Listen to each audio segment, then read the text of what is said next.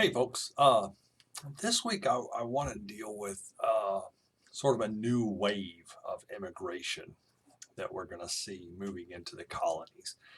And this wave of immigration stretches, it kind of ebbs and flows, but it really stretches from about the 1730s and possibly into the 1750s. And a lot of these people that are new arrivals to the colonial picture are now not really British. Most of the English that have arrived in large numbers are already here. Uh, and so these are latecomers. These are people from Germany. Germany is undergoing some domestic issues. Land policies are causing some upheaval. So you're having a lot of people from Germany that are immigrating to the English colonies. You're also having a lot of people from Ireland. Ireland's also experiencing some land issues, and a lot of people are really impoverished. And so a lot of people from Ireland also. So most of these are Germans, some Irish, also some Scottish people. And the big thing that really uh, is very common among all of these people that, in addition to nationality, separates them from those English colonials is that most of these folks are Catholic. And so there's a great suspicion of these new recent arrivals. On top of the English and the Scottish and the Irish have had a history of not getting along and some animosity there, you also have that degree of religion added in.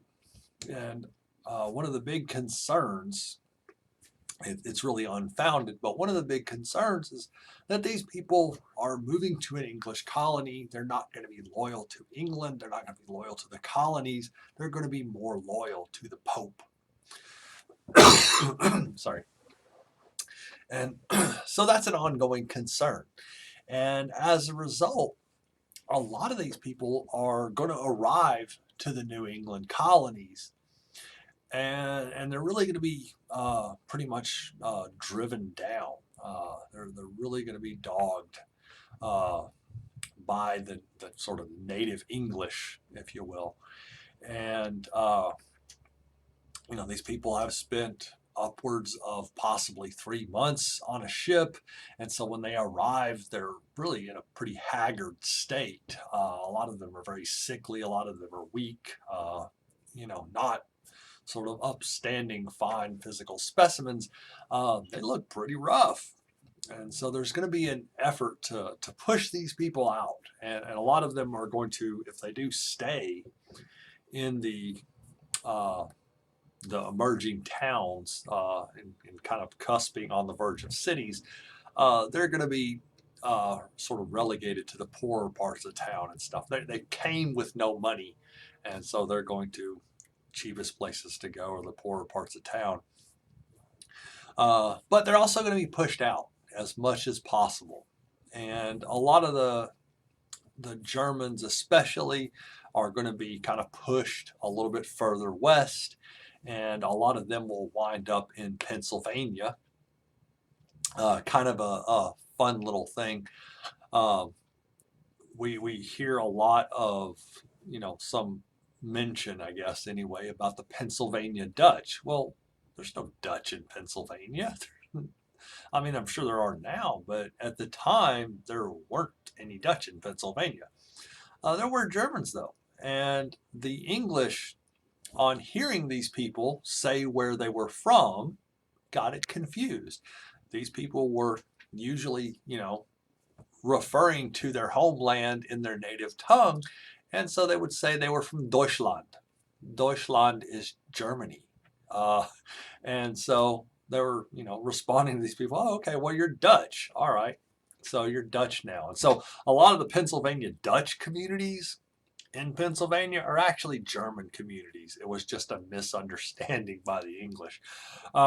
Likewise, the Irish and the Scottish, not going to be really welcomed in those New England communities. And so a lot of those folks will actually get pushed out of the New England communities, and that's where we'll sort of create the middle colonies. The middle colonies have a really high percentage of Irish and Scottish settlers, and so they will sort of produce their own sort of culture, uh, their own social norms down in those middle colonies that are going to be kind of a lot different from the New England colonies. New England's, a lot of Puritanism, a lot of very sort of stoic religious ideology. And especially as they're kind of pushed into sort of what's going to become known as the back country and really have a pretty sizable physical buffer between them and the rest of the colonies, they're going to kind of lose some of their religious devotion to even the Catholic dogma, and they will become sort of a very crude and rustic kind of a folk that are very much separated from both the New England colonies as well as the Southern colonies. So they have this kind of distinct culture. But a lot of that comes from being pushed out. So you've got, the Dutch, the Pennsylvania Dutch, the Germans that are pushed to the west. You've got the Irish and the Scottish that are pushed, largely to the south, and they'll make up the middle colonies. And so this is kind of interesting because, immediately when we have new arrivals to the colonies, we're still categorizing people as others, and we're trying to shun any kind of new immigrants. And eventually, as we know, those new immigrants, the Germans and the Irish and the Scottish, will kind of be woven into the sort of American tapestry, and then we'll move on to the next people. Later on, we'll have Polish people, Italian people that are more recent arrivals, and there will be a heavy distrust of them.